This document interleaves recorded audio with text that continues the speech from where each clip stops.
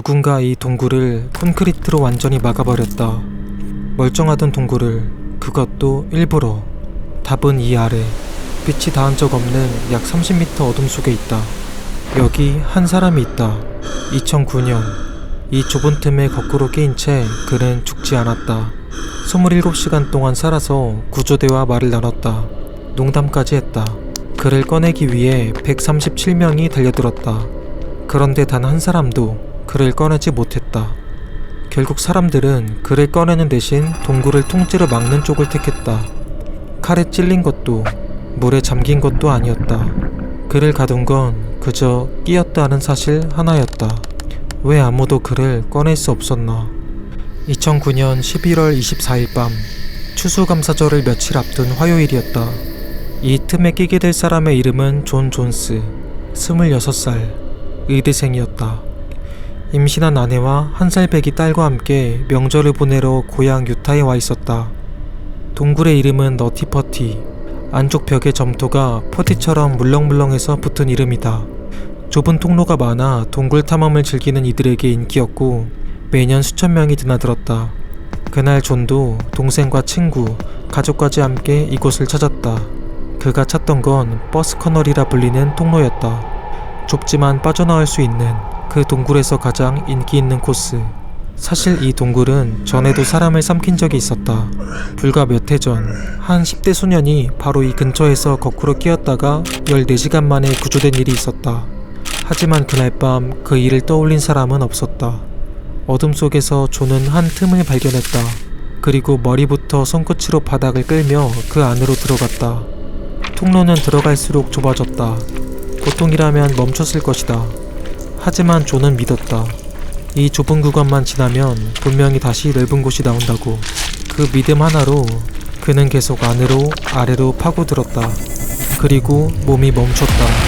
어깨 양옆이 단단한 돌에 닿았다. 더는 앞으로 갈 수 없었다. 처음엔 대수롭지 않게 여겼을 것이다. 몸을 한번 비틀고 발을 세게 구르면 곧 빠질 거라고. 그래서 비틀었다. 발을 굴렀다. 어깨에 힘을 줘서 뒤로 밀어보려 했다. 하지만 몸은 조금도 움직이지 않았다.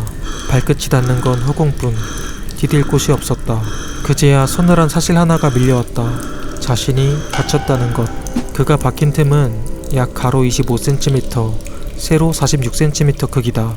그리고 성인 남자의 어깨 너비는 약 45cm. 그는 어깨가 짓눌려 들어가야 겨우 통과되는 틈에 머리를 아래로 둔 채 박혀 있었다. 이때까지도 존은 몰랐다. 자신이 다시는 이 자세에서 벗어나지 못하리라는 것을.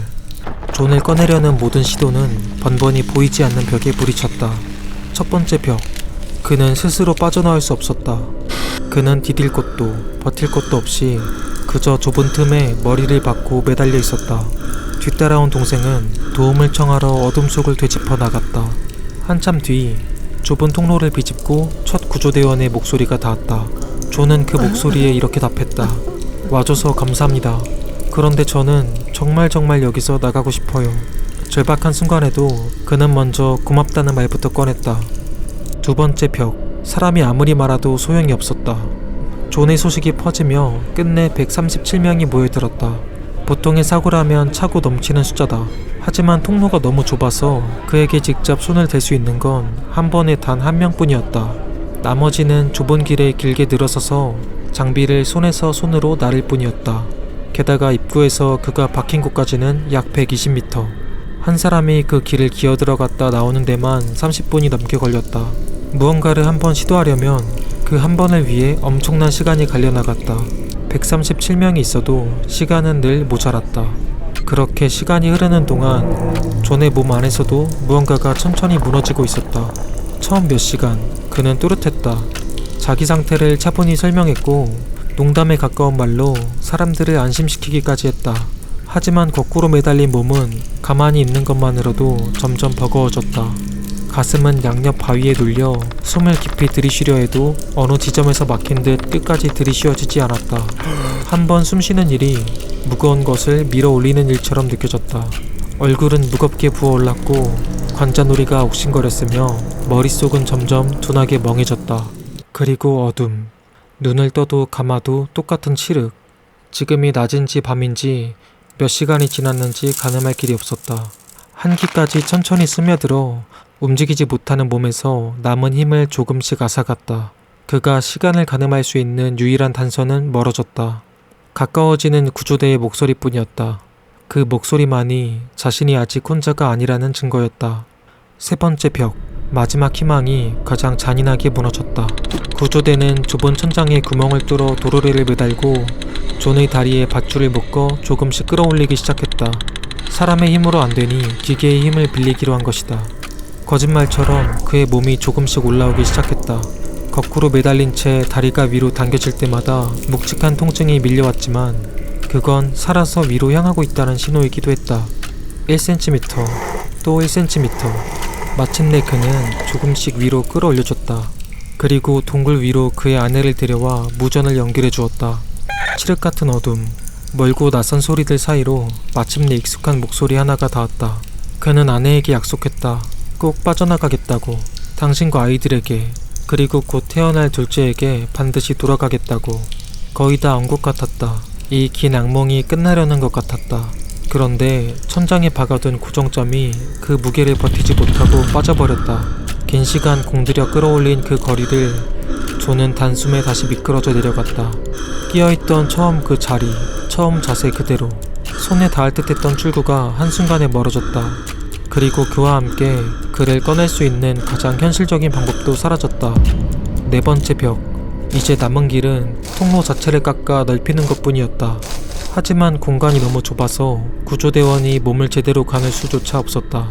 단단한 안반은 좀처럼 깎이지 않았다. 오래 매달려 작업해도 진척은 더뎠다. 이 속도라면 존이 있는 곳까지 길을 넓히는 데만 며칠이 걸린다는 계산이 나왔다. 며칠. 하지만 거꾸로 매달린 그에게는 그만한 시간이 남아있지 않았다. 구조대도 알고 있었다. 자신들이 시간과의 싸움에서 지고 있다는 걸. 시간은 이제 얼마 남지 않았다. 또렷하던 존의 목소리는 점점 느려졌고 대답하는 간격이 길어졌다. 한마디를 하고 다음 마디까지 점점 더 긴 침묵이 놓였다.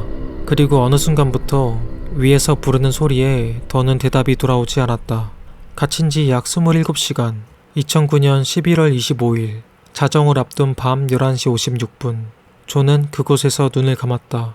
오랜 시간 거꾸로 매달린 몸과 동굴의 한기가 끝내 그의 심장을 멈추게 했다.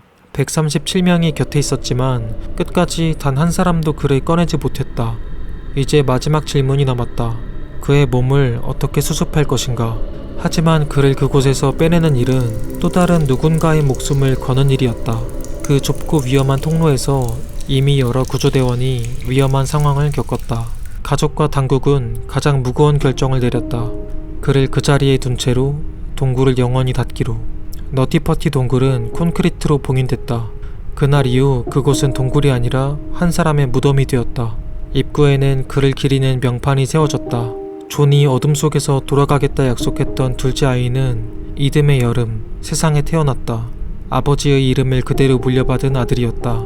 그 아이는 끝내 자신에게 이름을 준 아버지의 얼굴을 보지 못했다. 그리고 존은 지금도 그 자리에 있다. 머리를 아래로 한 채 멈춘 그 자세 그대로. 우리가 딛고 선 이 땅, 그 아래 깊은 어둠 속에서.